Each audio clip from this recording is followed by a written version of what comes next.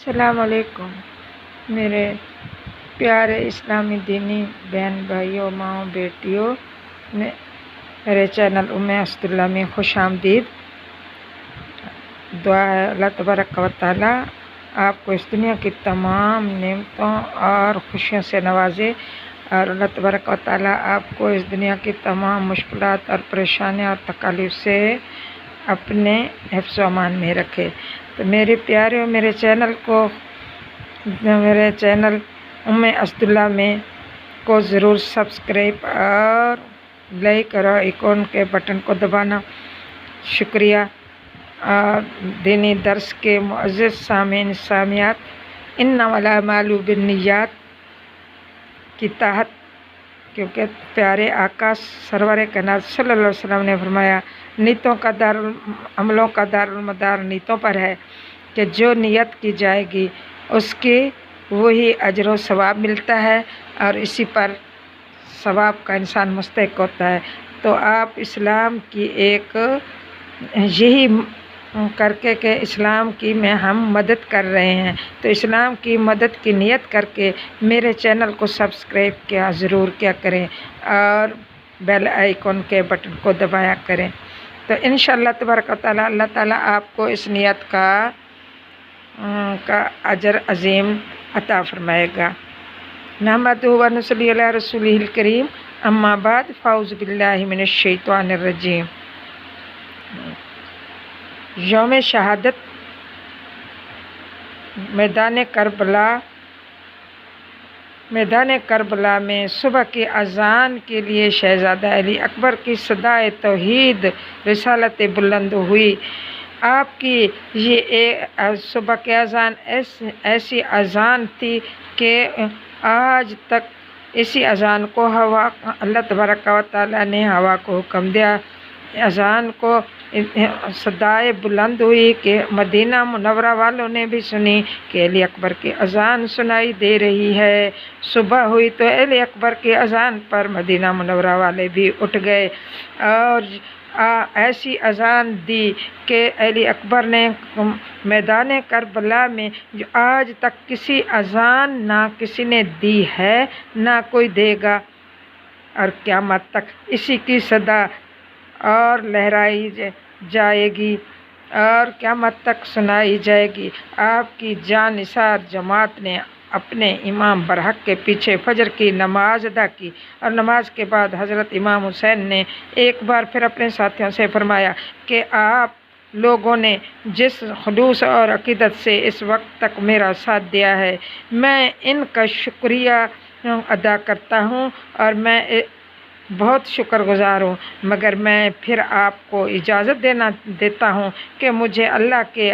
آسرے پر چھوڑ کر چلے جاؤ، اس لیے کہ میں نہیں چاہتا کہ میری وجہ سے آپ لوگ موت کے منہ میں جائیں۔ آپ کی بیویاں اور آپ کے بال بچے میری وجہ سے یتیم ہوں، مگر اس آخری وقت بھی جس وقت کہ لشکر یزید جنگ کے لیے للکار رہا تھا اور ہر ایک کو اپنی موت نظر آ رہی تھی، اور 3 دن کے بھوکے پیاسے تھے، تمام نے متفقانہ طور پر جواب دیا کہ حسین، ہم بھی مسلمان ہیں اور ہم بھی ایک فاسق فاجر کی بیعت نہیں کریں گے، اور صرف آپ کی وجہ سے ہی نہیں بلکہ اسلام کی عزت، دین کی آبرو، حق اور ہدایت کے پرچم کو سر بلند رکھنے کے لیے ہمیں بھی اپنی قربانی پیش کرنے کی اجازت دیجیے۔ ایک انسان کے لیے خوف، ہراس، بھوک اور پیاس اور بال بچوں کی محبت اور اپنی جان کا خطرہ اس دنیا میں انتہائی مصیبتیں ہو سکتی ہیں، اور قرآن پاک نے بھی انہی چیزوں کو راہ حق و صداقت کے لیے آزمائش قرار دیا ہے، مگر ان مکمل انسان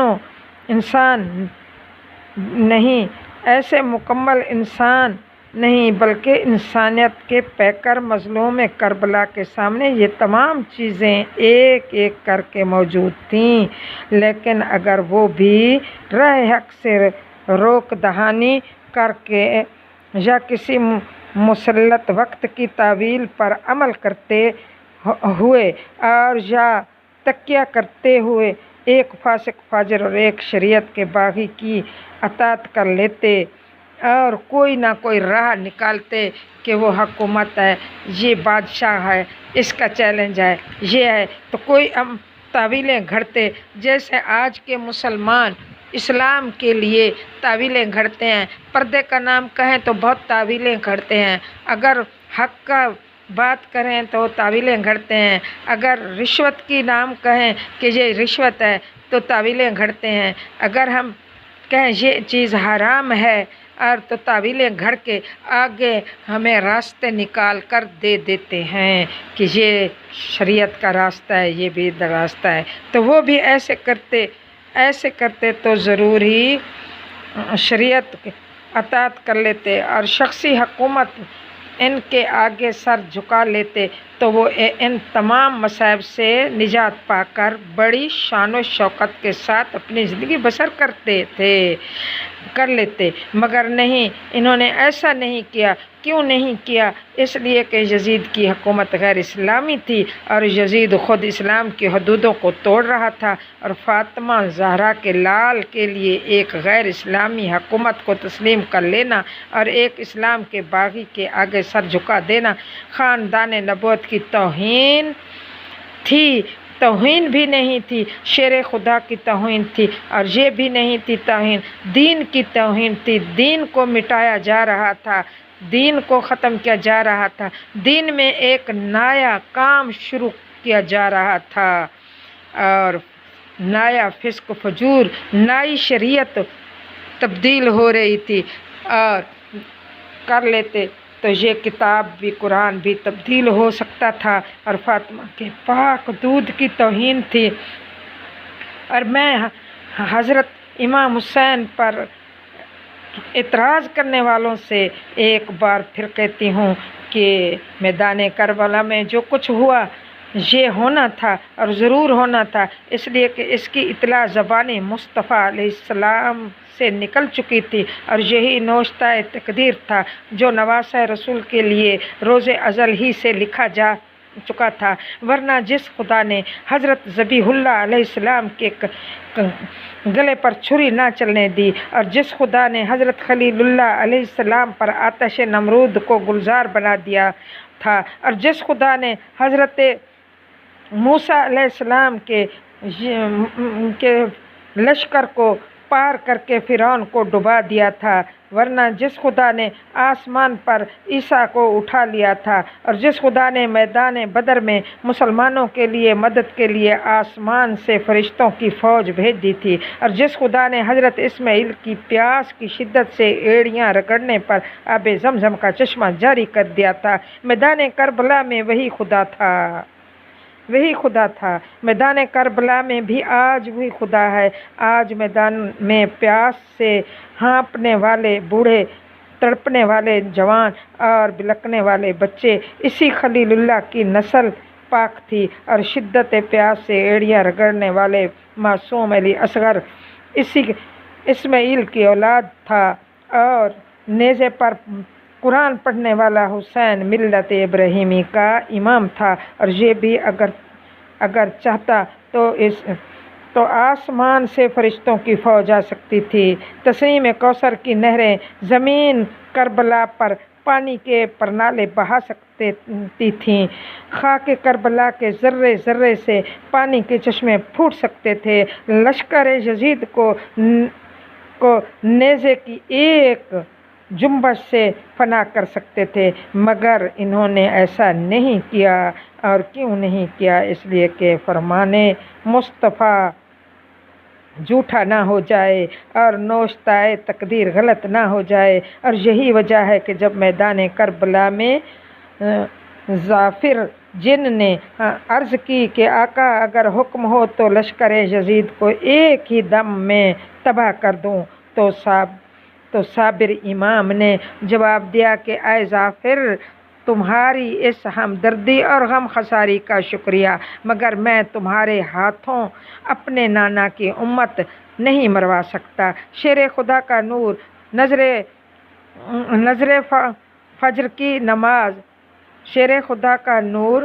नजर फजर की नमाज अदा करने के बाद मैदान करबला में आया। आसमान की तरफ निगाह उठाई, आवाज़ आई, हुसैन बच जा, मैं तकदीर हूँ। हुसैन ने कहा, आज मैं शब्बीर हूँ। फिर आवाज़ आई, हुसैन मुझे खुदा ने भेजा है। हुसैन ने फरमाया, मुझे मुस्तफ़ा ने भेजा है। फिर आवाज़ आई, हुसैन मेरा नाम कज़ा है। हुसैन ने कहा, मेरा बाप मुर्तज़ा है।